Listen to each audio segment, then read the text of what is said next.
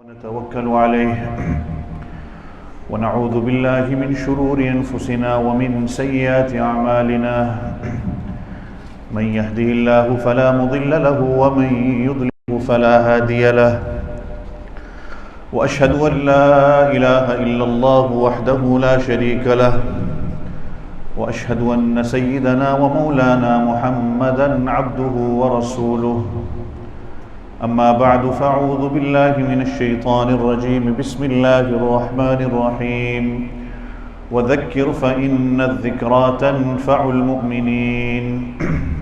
ایک مرتبہ سارے ساتھی ذوق و شوق کے ساتھ درود شریف پڑھ لیں. اللهم صل على محمد النبي الأمي وعلى آله وأصحابه وبارك وسلم تسليما كثيرا كثيرا. سب سے پہلے تو دل کی عطا گہرائیوں سے جن بچوں کا ناظرہ یا حفظ مکمل ہوا ہے، اللہ تعالیٰ ان کے پڑھنے کو، اساتذہ کی محنتوں کو قبول فرمائے. اللہ تعالیٰ ان کو قرآن کے ساتھ جڑنے کی توفیق عطا فرمائے. یہ بچے کا جو ایکسیڈنٹ ہوا ہے، اللہ اس کو مکمل صحت دے. حضرت قاری محمد اویس صاحب کو، حافظ نعیم صاحب کو اور حافظ سعد صاحب کو ماشاءاللہ میں اگلے دن بھی دیکھ رہا تھا، ہوئلائے اسٹیٹ میں بھی رات 12-1 بجے تک یہ ماشاءاللہ پڑھاتے ہیں.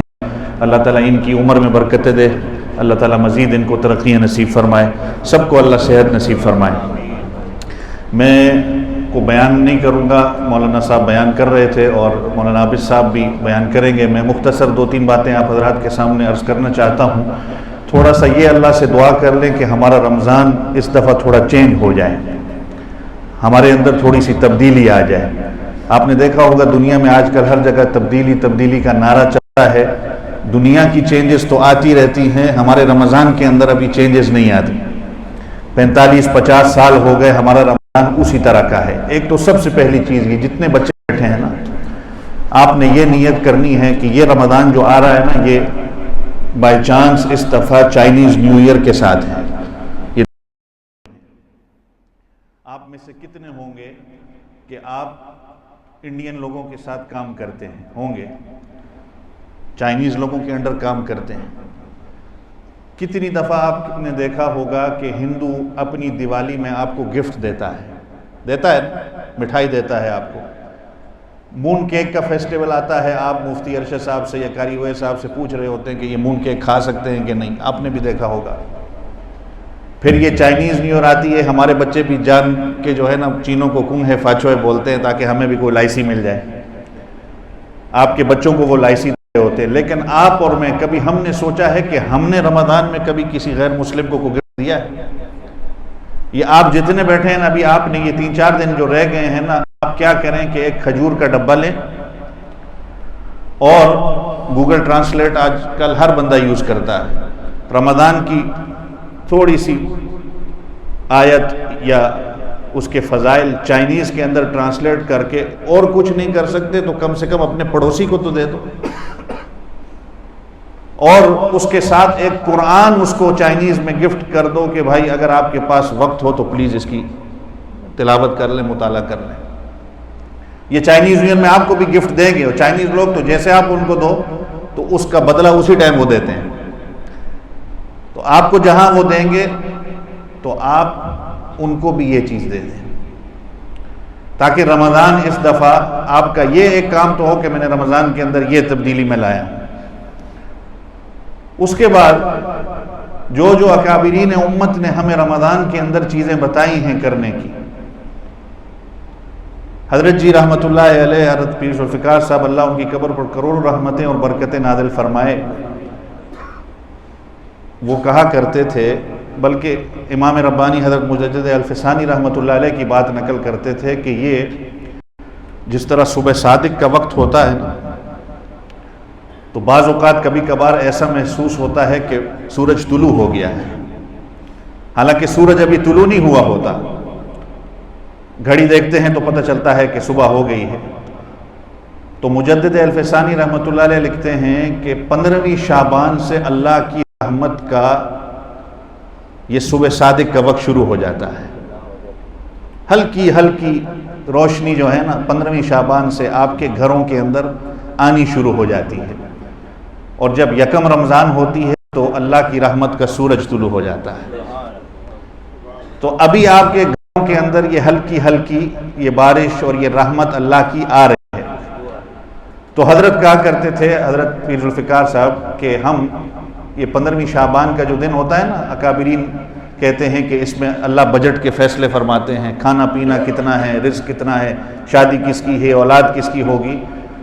تو حضرت رحمۃ اللہ علیہ کہا کرتے تھے کہ پورا سال ہم روتے رہتے ہیں، آج بھئی کسی نے میرے اوپر یہ جادو کر دیا، بیمار، اولاد کا مسئلہ. تو بھائی جب 15ویں کی رات کو اللہ کا قلم چل رہا ہو تو اس وقت فیصلہ کیوں نہیں چینج کروا لیتے؟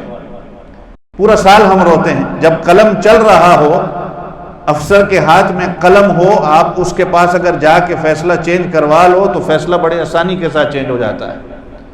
جب فیصلہ ہو گیا، اب رجسٹر فرشتوں کے حوالے کر دیا، اب جو ہے تھوڑا سا مشکل ہو جائے گا فیصلہ چینج کرنا. تو حضرت کی بڑی خوبصورت قیمتی نصیحتیں تھی. اور میں آج ہی صبح ایک نصیحت سن رہا تھا کہ حضرت فرما رہے تھے کہ جس نے اپنا رمضان بنا لیا اس کا پورا سال بن گیا، جس نے اپنا رمضان بنایا اس کا پورا سال نہیں بن سکتا. اور ایک اور چیز حضرت کی میں سن رہا تھا، کہہ رہے تھے کہ یہ آج کل جو ہم موبائل یوز کرتے ہیں، ایک تو اللہ پہلے اس کی لعنت سے ہماری حفاظت فرمائے. نوجوان نسل اس کو یوز کر کر کے آج کفر کے دروازے پہ آ گئی ہے. اس میں کوشش آپ نے یہ کرنی ہے کہ اس رمضان میں جہاں میں چینجز کی بات کر رہا ہوں کہ کم سے کم میں موبائل کا استعمال کروں. حضرت جی رحمۃ اللہ علیہ کہا کرتے تھے کہ یہ موبائل کا جو چارج ہے نا، آپ اس کو 1 گھنٹے کے لیے چارج کرتے ہو، یہ پورا دن نکال دیتا ہے. یا پرانے موبائل ہوں گے 2-2 3-3 دن نکال دیتے تھے. یہ بھی اللہ نے آپ کو ایک چارجر دیا ہے کہ یہ 1 مہینہ اپنے آپ کو چارج کر لو اور پورا سال چلو. اور ایک اور بات، یہ پرانے وقتوں میں جو فون ہوتے تھے نا کہ وہ ان کے ساتھ تاریں ہوتی تھی. آپ نے دیکھا ہوگا 90s میں جو بیٹھے ہیں 90s سے، وہ تاروں والے فون تھے، ہم اس کو اپنے ساتھ رکھتے تھے. وہ جڑا تو ہوا ہوتا تھا لیکن ہم اس کے ساتھ جڑے نہیں تھے. لیکن اب جو ہے وہ بغیر تاروں کے ہیں، ہر جگہ ہم فون کو ساتھ لے کے جاتے ہیں، لیکن ہم اس کے ساتھ کتنے جڑ گئے ہیں کہ اب اس کا توڑنا کتنا مشکل ہو گیا ہے. پہلے وقتوں میں بچوں کو ماں باپ کہتے تھے کہ بھائی گھر سے باہر نہ جاؤ کھیلنے کے لیے، جلدی واپس آنا. اور اب ہے کہ ماں باپ کہتے ہیں بھائی گھر سے باہر چلے جاؤ تھوڑی دیر، اس موبائل کی لت کو چھوڑ دو. یہ دیکھیں نا وقت کیسا چینج ہو گیا ہے. تو یہ موبائل جس طرح آپ چارج کرتے ہو آپ کا یہ پورا دن نکالتا ہے. اللہ نے یہ آپ کو مہینہ آنے والا جو ہے آپ کے سروں پہ سایہ کرنے والا ہے، اس کو بنا لیا تو پورا سال چلے گا. اگر کوشش کر لی کہ اس میں نے میوزک سے بچنا ہے تو پورا سال میوزک سے بچو گے. کوشش کر لی کہ میں نے اس میں غیر محرم کی طرف نہیں دیکھنا ہے تو پورا سال آپ کی آنکھیں غلط جگہ پہ نہیں جائیں گی. قرآن کی عادت ڈال لی تو پھر دیکھنا کہ پورے سال قرآن پڑھنے کی توفیق ہوگی. ہماری عمر 45 50 60 ہو گئی، میں دعوے سے شاید یہ کہہ سکتا ہوں ہمارا 45 50 مرتبہ بھی ہم نے قرآن ختم نہیں کیا ہوگا. حضرت امام بخاری رحمۃ اللہ علیہ کے حوالے سے حضرت حافظ ابن حجر اسقلانی رحمۃ اللہ علیہ نے لکھا ہے کہ سحری سے لے کر افطاری تک ایک قرآن امام بخاری ختم کرتے تھے. تراوی میں الگ، تہجد میں الگ. ایک مہینے کے اندر 41 ٹائمز امام بخاری رحمۃ اللہ علیہ رمضان میں قرآن ختم کرتے تھے ایک مہینے میں. امام شافعی رحمۃ اللہ علیہ نے رمضان کے مہینے میں 61 ٹائمز قرآن ختم کرتے تھے ایک مہینے میں. اور آپ لوگ بھی، ہم لوگ کوشش کریں کہ اساتذہ کے پاس آئیں. اگر کسی کو قرآن پڑھنا نہیں آتا، مخارج کا سیکھنا آپ کے پاس تو ماشاءاللہ سب کچھ تیار ہے. آپ قاری صاحب کی خدمت میں آئیں، آپ سیکھیں. یہ اگر موٹے قاف کے ساتھ آپ پڑھو گے قلب تو اس کا معنی دل ہوتا ہے، چھوٹے قاف کے ساتھ پڑھو گے قلب تو اس کا معنی کتا بنتا ہے. اب کتنا بڑا فرق ہے، لیکن ہمیں پتہ نہیں. اس کے بعد ایک آیت بھی اگر ہم روز پڑھیں، ایک آیت، میں پورا قرآن کی بات نہیں کر رہا، پورے سپارے کی ایک آیت روز پڑھیں اور اس کا ترجمہ ہم سیکھیں، اور ایک سپارے میں اگر 10 20 صفحے ہوتے ہیں تو ایک مہینے کے اندر آپ کا ایک صفحہ مکمل ہوتا ہے. آپ کی 45 سالہ زندگی، 50 سالہ زندگی، آپ اس میں پورا ایک قرآن ترجمے کے ساتھ ختم کر سکتے ہیں. لیکن محنت مشقت نہیں ہے، اس پہ ہمیں محنت کرنی ہے. حضرت مولانا شیخ الحدیث زکریا رحمۃ اللہ علیہ فضائل اعمال جنہوں نے لکھی ہے، ان کی دادی حضرت لکھتے ہیں اپنی آپ بیتی کے اندر، میری دادی قرآن کی حافظہ تھی. ایک دن میں ایک قرآن 30 سپارے اور اس کے بعد پھر 10 سپارے، ایک دن میں 40 سپارے پڑھا کرتی تھی.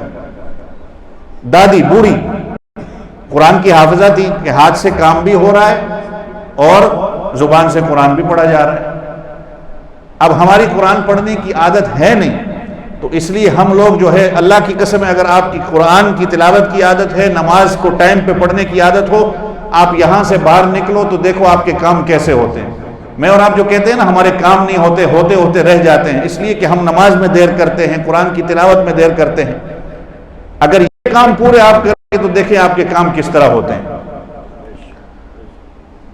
اور پھر آپ کو اللہ، اچھا ایک یہ ہو گیا کہ اپنا رمضان چینج کرنا، یہ گفٹ میں نے جیسے آپ کو کہا یہ کرنا ہے، روزہ رکھنا ہے، سب رکھیں گے نا انشاءاللہ، کسی حالت میں روزہ معاف نہیں ہے. ہاں جو بیمار ہے، اس کا کوئی مسئلہ ہے، کوشش کریں کہ ہم یہ نہیں کہ پیٹ میں درد ہو، نزلہ زکام ہو تو کہ میں روزہ چھوڑ دوں. اس لیے کہ اللہ کے رسول صلی اللہ علیہ وسلم نے کیا فرمایا کہ جو جان بوجھ کر ایک روزہ چھوڑتا ہے وہ پوری زندگی بھی اس کی بھرپائی کر پائے تو نہیں کر سکتا. پھر اس کے بعد یہ قرآن کی میں بات کر رہا تھا، نماز کی بات کر رہا تھا، اور اسی طرح رمضان کی قدردانی، اس کی بے حرمتی اور اس کی بے ادبی سے بچنا ہے. ہمارا دین پورا کا پورا ادب ہے. بے ادب بے نصیب، با ادب با نصیب. جو اس کی بے ادبی کرتا ہے، اللہ ہو سکتا ہے بعض اوقات بے ادبی کی وجہ سے انسان کو کس مقام سے کہاں گرا دیتے ہیں. بے ادب کرنے کی وجہ سے بعض اوقات انسان کہاں پہنچ جاتا ہے. نزہت البساتین ایک کتاب ہے، اس میں واقعہ لکھا ہے کہ ایک مجوسی نے اپنے گھر میں، مجوسی ہوتا ہے جو آگ کی عبادت کرتا ہے، اس نے اپنے گھر میں، مسلمانوں کے ملک میں رہتا تھا، اس نے اپنے گھر میں بچوں سے کہا دیکھو مسلمانوں کا مقدس اور بابرکت مہینہ ہے، اس میں آپ نے مسلمانوں کے سامنے کھانا پینا نہیں ہے. اگر آپ کو کھانے کی ضرورت ہے تو آپ گھر میں بیٹھ کے کھائیں، باہر بالکل بازار میں آپ نے نہیں کھانا. تو بچے ہیں، خیر جو کام ان کو منع کرو گے وہ وہی کام کریں گے. تو بچوں نے ایک دفعہ بازار میں بیٹھ کے کھانا کھا رہے تھے رمضان کے مہینے میں. اب والد نے منع کیا تھا، اس نے دیکھا، اس کو غصہ آیا، اس نے بچے کو تھپڑ مار کے سب کے سامنے ذلیل کر کے اس کو گھر لے کے آیا کہ میں نے تجھے منع کیا تھا کہ یہ مسلمانوں کا بابرکت اور باسعادت مہینہ ہے، گھروں کے اندر بیٹھ کے کھانا ہے. کچھ عرصے کے بعد اس کے پڑوسی نے خواب میں دیکھا کہ وہ مجوسی جنت کے اندر ہے. اب وہ حیران ہو گیا کہ یہ تو پوری زندگی اس نے کبھی اللہ کا نام نہیں لیا. تو مجوسی سے پوچھا تو اس نے کہا کہ اس رمضان کی برکت سے میں نے اپنے بیٹے کو جو ڈانٹا اور مارا، اللہ کو یہ عمل اتنا پسند آیا کہ اللہ نے مرنے سے پہلے مجھے کلمہ نصیب کر دیا کہ میں مسلمان ہو کے رہا ہوں. یہ رمضان کی برکت اور سعادت تھی کہ اس نے کلمہ پڑھا اور اللہ کو اتنا پسند آیا کہ رمضان کا ادب اور احترام اس کے ذہن کے اندر تھا، اس کے دل کے اندر تھا. تو بعض اوقات اللہ مقام وہ دے دیتے ہیں. ہمارے ہاں بچہ بھی، جیسے بھی قاری ہوئے صاحب بات کر رہے تھے کہ یہ قرآن پڑھ کے پھر مسجد کے اندر نہ آنا، یہ ادب اور مقام دیکھیں کہ اللہ قرآن کی وجہ سے انسان کو کہاں پہنچا دیتا ہے. حضرت امام اعظم ابو حنیفہ رحمۃ اللہ علیہ کے جو بڑے شاگردوں میں ہیں امام ابو یوسف رحمۃ اللہ علیہ، ان کی ماں بھی ان کو گھر سے بھیجتی کہ جا کے کوئی ہنر سیکھ کے آؤ، کوئی کام سیکھ کے آؤ. امام ابو یوسف رحمۃ اللہ علیہ آ کے حضرت امام اعظم ابو حنیفہ کی مجلس میں آ کے دین سیکھنے لگ جاتے. ماں آتی اور غصہ کر کے پھر گھر لے جاتی کہ تجھے میں نے کہا کہ کچھ ہنر سیکھ اور تو جا کے مولوی بن رہا. پھر دوسرے دن ایسا ہوا، تیسرے امام ابو یوسف رحمۃ اللہ علیہ نے، امام اعظم ابو حنیفہ رحمۃ اللہ علیہ نے کہا کہ بی بی ایک دن ایسا آئے گا کہ تیرا یہ بیٹا پستے سے بنا ہوا فالودہ آئے گا. آج کل بھی پستہ جو ہے نا، آپ ماشاءاللہ دیکھتے ہیں کہ کتنا یہ دبئی چاکلیٹ آج کل چل رہی ہے، ایک یہ مشہور اور کتنی مہنگی، اس کی گویا کہ نقل بھی آ گئی ہیں، اور اصل جو ہے وہ کتنی مہنگی ہے۔ حافظ زبیر صاحب بیٹھے ہیں، ان کو پتہ ہوگا، یہ کھانے پینے سے تعلق ماشاءاللہ ان کا ہے، دبئی چاکلیٹ کے نام سے کنافہ، اس وقت بھی یہ ایک بڑی زبردست چیز ہوا کرتی تھی۔ تو امام صاحب نے کہا کہ ایک وقت آئے گا کہ پستے سے بنا ہوا فالودہ جو ہے تیرا بیٹا کھائے گا، اور اس وقت پہ بھی پستے کا بڑا نام تھا۔ تو بادشاہ ہارون رشید کا جب وقت آیا بادشاہت کا، تو امام ابو یوسف رحمۃ اللہ علیہ چیف جسٹس بنے، جج بنے۔ تو امام ابو یوسف رحمۃ اللہ علیہ کو ایک دن بادشاہ ہارون رشید رحمۃ اللہ علیہ نے کہا کہ حضرت آج آپ کی خدمت میں ایک ایسی ڈیزرٹ آئے گی جو ہمارے لیے بھی کبھی کبھی بنتی ہے، جو ہمارے لیے بھی کبھی کبھی بنتی ہے، لیکن آپ چونکہ چیف جسٹس ہیں، آپ کا ایک مقام و مرتبہ ہے، اگر آپ حکم کریں گے تو یہ روزانہ آپ کے لیے آئے گی۔ تو امام ابو یوسف رحمۃ اللہ علیہ کے سامنے جب وہ پستے والا کلفہ آیا نا، تو امام ابو یوسف رحمۃ اللہ علیہ کی آنکھوں میں آنسو آ گئے کہ 40-50 سال پہلے میرے استاد نے کہا تھا کہ ایک وقت آئے گا کہ تو یہ کھائے گا۔ تو دیکھیں اللہ مقام و مرتبہ کیسے بلند کرتے ہیں۔ تو حافظوں کا، علماء کا مقام و مرتبہ یہ اللہ ہی دے سکتے ہیں، اللہ ہی اپنی شان کے مطابق دے سکتے ہیں، میں اور آپ کچھ نہیں کر سکتے۔ بہرحال اللہ ہمارے رمضان کو قبول فرمائے، اللہ ہمیں اس کی عبادت کرنے کی توفیق عطا فرمائے۔ حضور پاک صلی اللہ علیہ وسلم دعا پڑھتے تھے، ہمارے اکابرین سے بھی ایک دعا ثابت ملتی ہے، اللہم سلمنی لرمضان وسلم رمضان علی وتسلمہ منی متقبلا۔ بڑی خوبصورت دعا ہے، پر ایک اللہ مجھے سلامتی دے رمضان کے لیے۔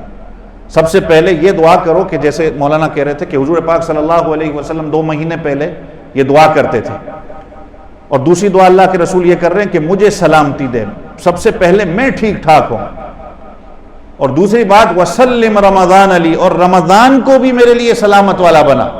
ایسا نہ ہو کہ رمضان آ جائے اور میں جیل کے اندر ہوں، ایسا نہ ہو کہ رمضان آ جائے اور طوفان آ جائے اور زلزلہ آ جائے اور میں روزے نہ رکھ سکوں، ایسا نہ ہو کہ رمضان آئے اس طرح غزہ کے مسلمان ہیں، وہ بیچارے وہ تو پورے سال سے روزے میں، کھانے پینے کا کوئی سسٹم نہیں ہے، مساجد کا کوئی سسٹم نہیں ہے، لیکن پھر بھی رمضان ان کے لیے ہے، لیکن وہ دیکھیں کتنی مشقتوں کے ساتھ وہ روزہ رکھیں گے۔ آپ کے اور میرے لیے تو کوئی مشکل نہیں ہے۔ وَتَسَلَّمْهُ مِنِّي مُتَقَبَّلًا، اور جو یہ رکھوں گا سارا، اس کے اندر جو بھی میں کام کروں گا اللہ اس کو قبول فرما۔ یہ دعا آپ سب نے کرنی ہے، اور جو نصیحت میں نے پہلی آپ کو کی اس پہ عمل آپ کریں کہ یہ چائنیز نیو ایئر کے گفٹ کے ساتھ ساتھ آپ قرآن کا ایک نسخہ اور ایک کھجور کا ڈبہ اور چائنیز میں لکھ کے اپنے پڑوسیوں کو دیں، اپنے اسکول کے دوستوں کو دیں، اپنے چائنیز دوستوں کو دیں، تاکہ ان کے اندر بھی رمضان کی عظمت آ جائے۔ اللہ مجھے آپ سب کو عمل کرنے کی توفیق عطا فرمائے۔ وآخر دعوانا الحمد للہ رب العالمین۔